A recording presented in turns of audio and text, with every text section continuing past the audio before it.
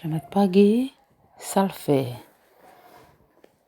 Kembali pagi hari ini kita jumpa lagi dalam Renungan Pagi edisi Sabtu 21 November 2020. Puji dan syukur kita haturkan ke hadapan hadirat Allah karena atas kasih-Nya kita masih dalam keadaan sehat hingga pagi hari ini. Anak-anak yang terkasih, mari kita mengawali renungan pagi hari ini dengan berdoa bersama. Dalam nama Bapa dan Putra dan Roh Kudus. Amin. Tuhan Allah yang Maha Murah dan Maha Kasih, kami bersyukur karena kasih-Mu yang besar yang Kau limpahkan dalam hidup kami. Teristimewa Engkau masih menjaga, memelihara kami hingga pagi hari ini kami boleh jumpa lagi dalam keadaan sehat selamat. Tuhan yang Maha Kasih, utuslah Roh Kudus-Mu ke dalam hati kami agar kami dapat membuka hati untuk mendengar, merenungkan dan melaksanakan firman-Mu dalam hidup kami. Nama-Mu kami puji kini dan sepanjang segala masa. Amin. Dalam nama Bapa dan Putra dan Roh Kudus. Amin. Anak-anak yang terkasih, mari kita siapkan bacaan yang akan kita baca bersama dan kita renungkan pagi hari ini dari Injil Lukas pasal 20 ayat 27 sampai 40. Anak-anak sudah siapkan bacaannya? Mari kita ambil sikap yang pantas untuk membaca dan merenungkan firman Tuhan pagi hari ini. Tuhan beserta kita sekarang dan selama-lamanya. Inilah Injil suci Yesus Kristus menurut karangan Santo Lukas. Dimuliakanlah Tuhan. Pada suatu ketika, datanglah kepada Yesus beberapa orang Saduki yang tidak mengakui adanya kebangkitan. Mereka bertanya kepada Yesus, "Guru, Musa menulis untuk kita perintah ini. Jika seorang yang mempunyai saudara laki-laki mati meninggalkan istri, tetapi tidak meninggalkan anak, maka saudaranya harus kawin dengan wanita itu dan membangkitkan keturunan bagi saudaranya. Ada 7 orang bersaudara. Yang pertama, kawin dengan seorang wanita lalu mati tanpa meninggalkan anak. Lalu wanita itu dikawini oleh yang kedua dan oleh yang ketiga, dan demikianlah berturut-turut oleh ke-7 saudara itu. Mereka semuanya mati tanpa meninggalkan anak. Akhirnya wanita itu pun mati. Bagaimana sekarang dengan wanita itu? Siapakah di antara orang-orang itu yang menjadi suaminya pada hari kebangkitan? Sebab ketujuhnya telah beristrikan dia." Berkatalah Yesus kepada mereka, "Orang dunia ini kawin dan dikawinkan, tetapi orang yang dianggap layak mendapat bagian dalam dunia yang lain dan dalam kebangkitan, dalam orang mati tidak kawin dan dikawinkan. Sebab mereka tidak dapat mati lagi. Mereka sama dengan malaikat-malaikat dan menjadi anak-anak Allah karena mereka telah dibangkitkan.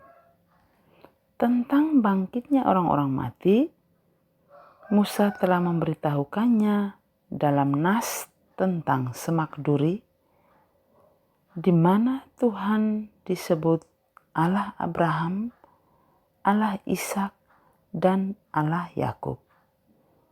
Ia bukanlah Allah orang mati, melainkan Allah orang hidup, karena di hadapan Dia semua orang hidup.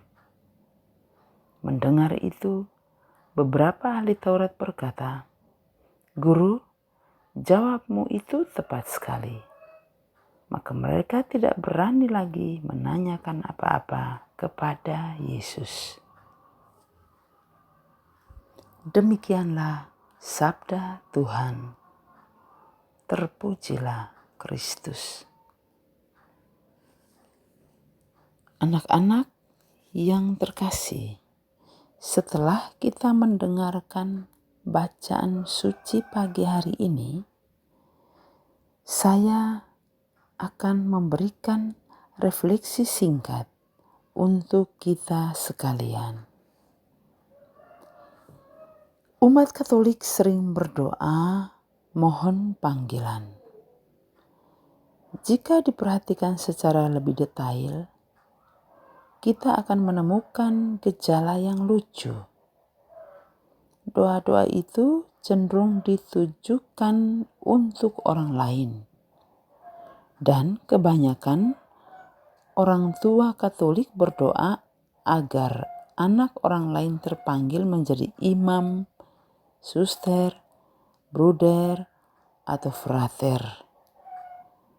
Mereka sendiri tidak merelakan anaknya untuk memilih jalan panggilan khusus, mengabdikan diri untuk Tuhan, gereja, dan sesama. Pada hari ini kita memperingati Santa Maria yang dipersembahkan kepada Allah oleh kedua orang tuanya, yakni Yoakim dan Ana. Setelah lama merindukan kelahiran seorang buah hati, Allah mendengarkan doa-doa mereka. Pada usia 3 tahun, mereka membawa Maria ke bait Allah untuk dikhususkan bagi Allah. Peristiwa ini mengingatkan kita pada kisah Samuel yang dipersembahkan kepada Allah oleh ibunya Hana.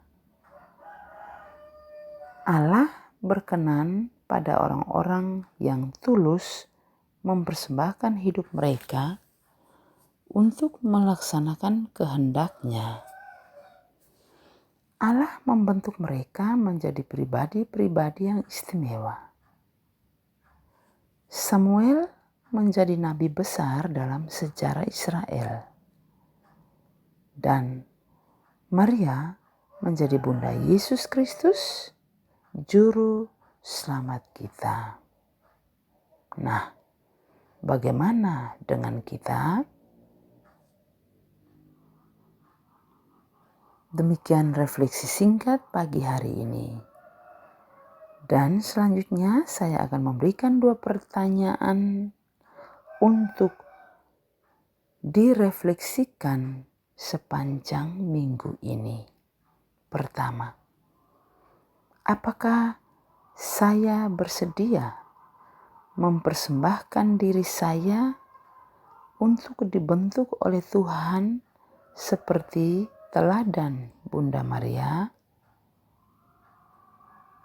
Kedua, apakah saya mendukung orang-orang yang menjalani panggilan khusus untuk melayani Tuhan, gereja, dan sesama? Nah, anak-anak yang terkasih, demikian perjumpaan kita di pagi hari ini dalam renungan pagi.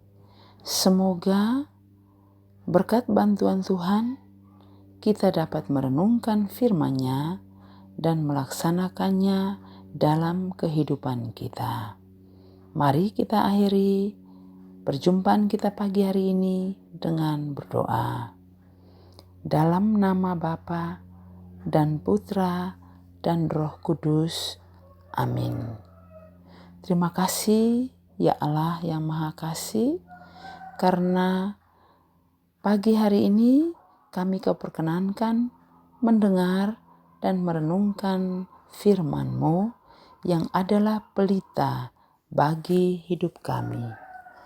Curahi kami dengan Roh Kudus-Mu agar kami mampu untuk melakukan firman-Mu dalam kehidupan kami setiap hari. Berkatilah semua orang yang telah Tuhan panggil, abdi-abdi-Mu yang menjadi pelayan di dalam kebun anggur-Mu.